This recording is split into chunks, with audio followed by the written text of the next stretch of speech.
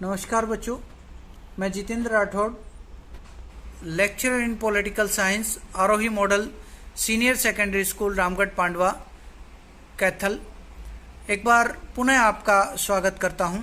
और बच्चों, आज हम जो है वो 11th क्लास के पॉलिटिकल साइंस का जो सेकंड चैप्टर है फ्रीडम, उसे हम पढ़ेंगे आज।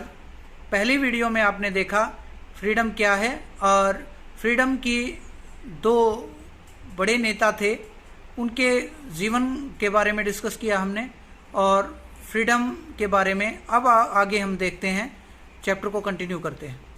तो बच्चों, हमने पिछली वीडियो में बात की थी कि freedom is the absence of constraints, बंधनों का अभाव ही स्वतंत्रता है। तो एग्जामिनर कई बार आपसे क्वेश्चन पूछता है, what are the source of the constraints, बंधनों का जो सोर्स है, स्रोत है, वो क्या है। तो पावर ऑफ द रूलर्स, जो शासक हैं उनकी शक्ति, उसके माध्यम से भी बंधन लगाए जा सकते हैं। फॉर्म ऑफ गवर्नमेंट, सरकार के विभिन्न रूप हैं उनके द्वारा। Social inequality and economic inequality, सामाजिक और आर्थिक असमानता भी कहीं ना कहीं कंस्ट्रेंट या बंधनों का एक सोर्स होती हैं और उनके आधार पे कंस्ट्रेंट जो है वो डेवलप होते हैं। अब बच्चों, एग्जामिनर अगला आपसे क्वेश्चन पूछता है, why do we need constraints, हमें बंधनों की ज़रूरत या बाधाओं की ज़रूरत क्यों पड़ती है। डिफरेंस में exist between people regarding their ideas and opinions, ये कहता है अलग अलग लोगों के अलग अलग विचार होते हैं। ओपिनियंस, उनके पसंद नापसंद, सलाह, राय, मत या आइडियाज, उनके विचार अलग अलग हो सकते हैं। और मे भी एक व्यक्ति के विचार दूसरे के विरोधी हो सकते हैं। तो कंस्ट्रेंट्स या बंधन इसलिए लगाए जाते हैं ताकि एक व्यक्ति अपने विचारों को लागू करने के लिए या अपने मत को लागू करने के लिए दूसरे व्यक्ति के राय या मत को इफेक्ट ना करे, यानी कि दूसरे की स्वतंत्रता का हनन ना करे।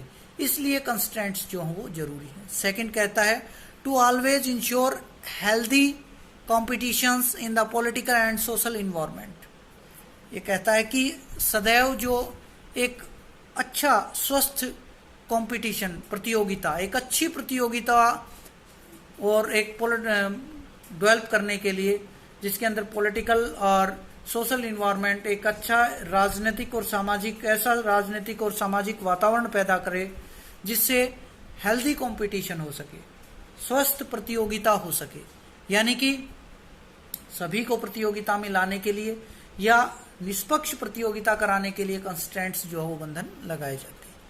To avoid unnecessary quarrels, open conflict and violence, झगड़ों या अननेसेसरी क्वारल्स, अनावश्यक झगड़े या हिंसा आदि को रोकने के लिए भी कंस्ट्रेंट्स लगाए जाते हैं, बंधन लगाए जाते हैं। To maintain the framework of law, कानून को मेंटेन करने के लिए भी जो है वो आपके कंस्ट्रेंट्स लगाए जाते हैं, बंधन लगाए जाते हैं।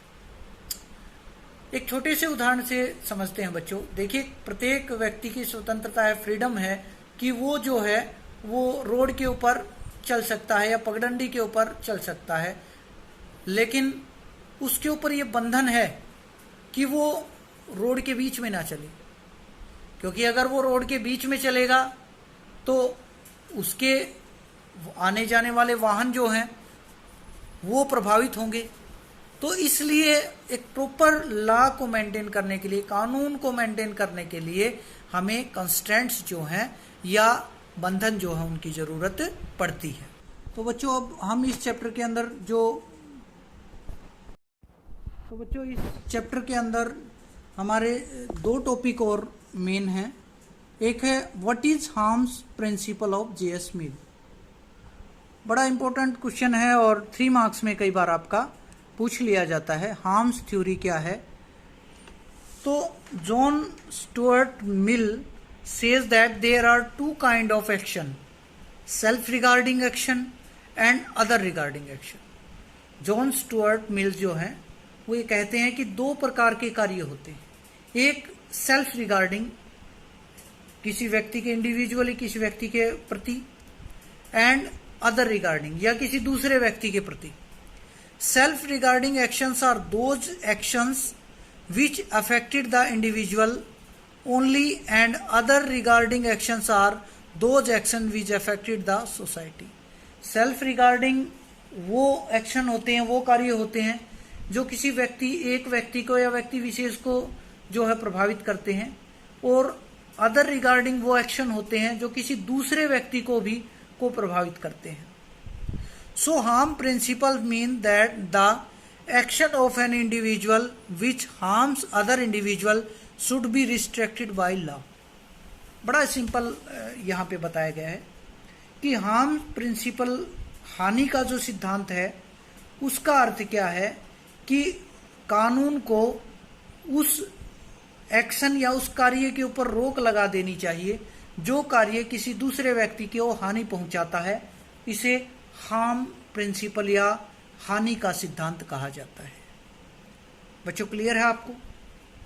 देखिए सीधी सी बात है, there are two types of action, self regarding and other regarding. When a person's action can harm or affect the other persons, then the law can restricted these actions। तो कानून ऐसी स्थिति में उन कार्यों को जो है वो बंधन या रोक लगा सकता है। इसे हार्म प्रिंसिपल कहा जाता है, हानि का सिद्धांत कहा जाता है, जिसके जनक जो है जॉन स्टुअर्ट मिल या जेएस मिल जो है वो इनका प्रवर्तक माना। अब सेकंड टॉपिक इसके अंदर आता है टू फॉर्म्स ऑफ लिबर्टी, या स्वतंत्रता या फ्रीडम के दो प्रकार कौन कौन से हैं। एक तो है बच्चों नेगेटिव लिबर्टी और दूसरी होती है पॉजिटिव लिबर्टी। नेगेटिव लिबर्टी जहां पर व्यक्ति को वो कार्य करने की छूट हो जो वो चाहता है, उसके ऊपर किसी भी प्रकार के बंधन ना हो। There are no restrictions on a person and he can do whatever he want. वो व्यक्ति वो कार्य कर सके जो वो चाहता है, उसे नेगेटिव लिबर्टी कहा जाता है। Positive liberty, there are essential restrictions and there are essential boundations on a person. A person can't do whatever he want. व्यक्ति वो ना कर सके जो उसके मन में आए, क्योंकि इससे क्या हो सकता है, their action can be harm the other person. उसका कार्य किसी दूसरे को हानि भी पहुंचा सकता है। इसलिए जो है वो दो प्रकार की लिबर्टी दी गई है। फर्स्ट है आपकी negative liberty. This is the area where no authority can interfere in the is negative liberty. ये कहता है नेगेटिव लिबर्टी वो क्षेत्र जिसमें अथॉरिटी या सत्ता कोई भी हस्तक्षेप ना करे। An individual can do whatever he she want to do. व्यक्ति वो कार्य कर सके जो करना चाहता है। Then how much area should be given, thinker says that wide area should be given because this will enhance the dignity of an individual. For example, state should not interfere in what cloth to wear, what to read, where to go to traveling and what to eat etc. ये कहता है कि जो है व्यक्ति को वो क्या सोचता है, वो क्या खाता है, वो क्या पहनता है, वो कहाँ जाता है, इसके ऊपर राज्य को किसी प्रकार का रिस्ट्रिक्शन या बंधन नहीं लगाना चाहिए। व्यक्ति को स्वतंत्र रखना चाहिए, व्यक्ति स्वतंत्र होना चाहिए। सेकंड कहता है पॉजिटिव लिबर्टी, सकारात्मक जो है वो स्वतंत्रता। This area is concerned where state can interfere. ये वो क्षेत्र होता है जहां राज्य जो है वो हस्तक्षेप कर सकता है। And state interfere here does not restrict freedom, it actually enhance freedom. For example, provision of positive conditions like education, health, employment, etc. So these provisions help in development and fuller growth of his personality.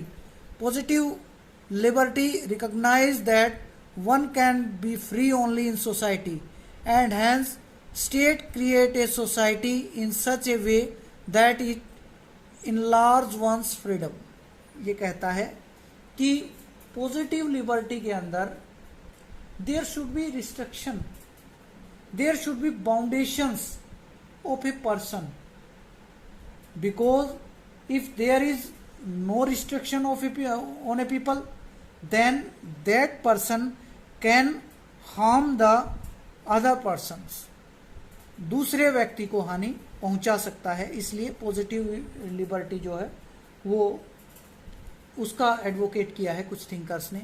तो examiner आपसे प्रश्न पूछता है कि what is the difference between the negative and positive liberty, तो आप easily जो है वे एक्सप्लेन कर सकते हैं। तो बच्चों ये छोटा सा चैप्टर था आपका फ्रीडम का, और तो ये छोटा सा चैप्टर था आपका फ्रीडम का। इस चैप्टर के अंदर आपने जो है वो जाना कि फ्रीडम एज ए सिद्धांत, एक थ्योरी के रूप में फ्रीडम क्या है।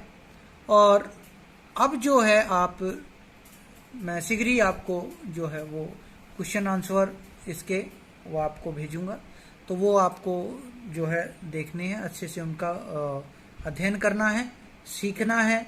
ये समय ऐसा है बच्चों, ये समय पूरे देश के ऊपर बड़े संकट का समय है। आप अपने घरों में रहिए और सोशल डिस्टेंसिंग का पालन कीजिए और अपने अध्ययन को भी सुचारू रखिए। धन्यवाद।